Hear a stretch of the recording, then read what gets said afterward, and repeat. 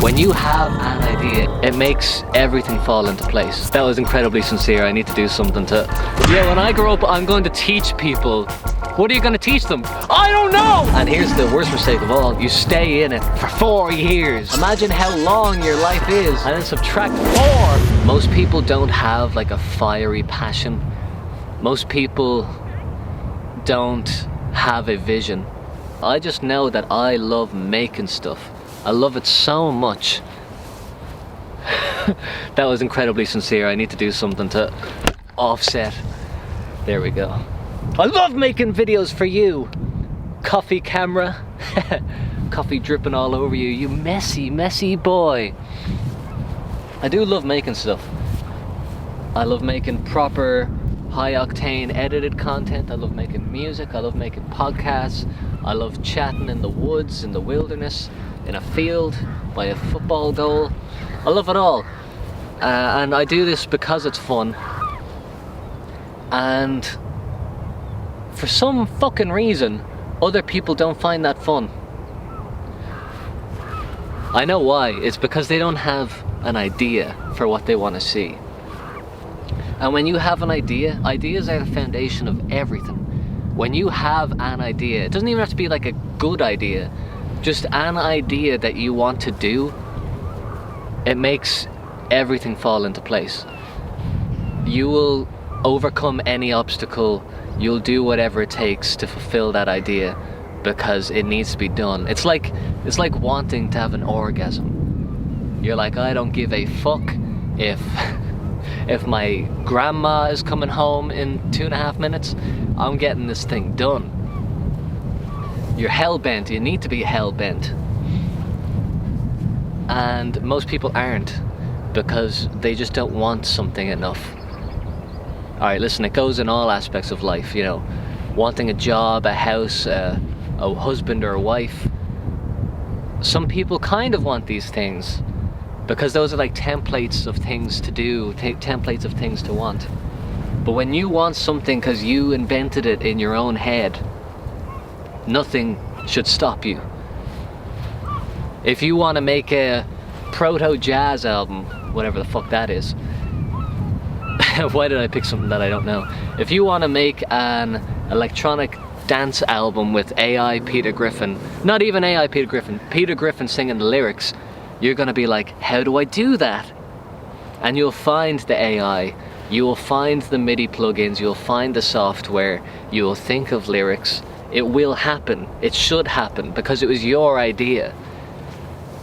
But if you're like the guitarist in a band, in a alternative rock band, and you're not even an alternative rock fan, you're like a funk guitarist, you won't have an idea.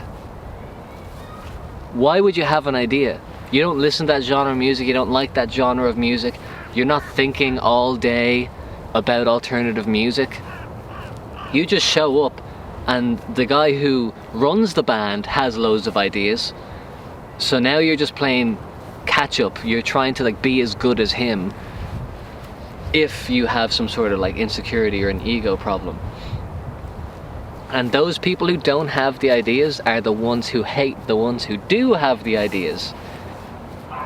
Because when you have ideas, you're far less likely to shit on people for having them. Why would you do that? You'd only do that if there was something inside you that wanted to stop other people from fulfilling an idea. And why would you want to stop someone from fulfilling an idea? Because you yourself don't have them. Because when you do have ideas and you have a vision, you're too busy doing that. You should be too busy doing that to have time to write scathing paragraphs.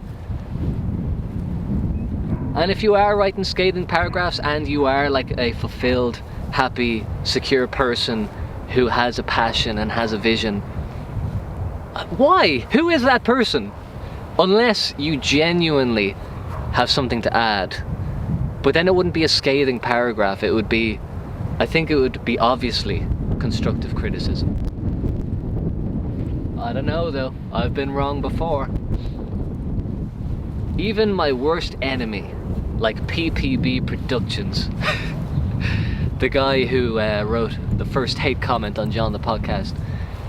I mean, like, I don't hate him at all. But I went on one of his videos.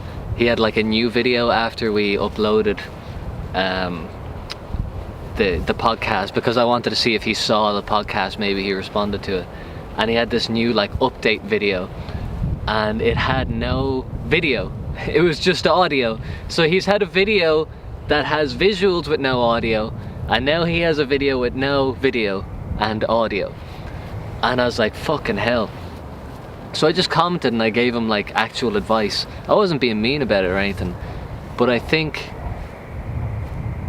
like to think that it just comes across when you are like a happy, content person, that it's obvious when you speak, in the same way that body language is obvious. Like, everyone has body language with everything you do. With the way you pick up a pen tells something about you.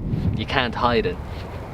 So no matter how much you try and conceal your criticism and hatred and trying to put it under the guise of like a constructive thing, like, it will come across.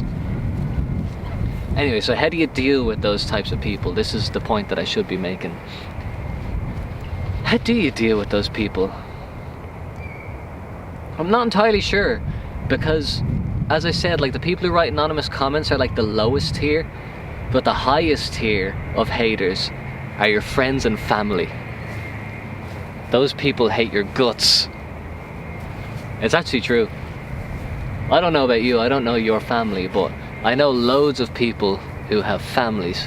I know fucking loads of people who have a mother and a father. Fucking loads. And brothers. Anyway, I'll give a specific example. I knew this guy.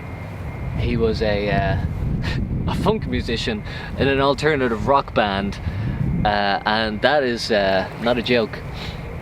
And he had this idea in his head.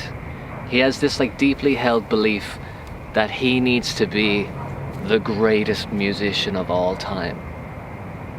But not in terms of like what kind of music he makes, in terms of how impressive the music is.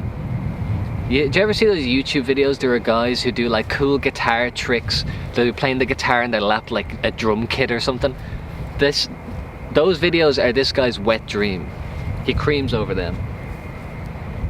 He has no fucking taste in music. Or actually the worst taste ever. I mean, he's a funk musician. Am I offending the funk community out there? Who likes funk? Who likes funk? Pringo likes funk, but I think it's awful. I hate funk music. I do. I feel like I should taper that back a bit. I'm sure there's some funk that's good, but the only funk that I think is good borders on punk territory. So it's just only good because it reminds me of a genre that it isn't. So anyway, this funk musician was in this band which is like a completely opposite genre to what he wants to do.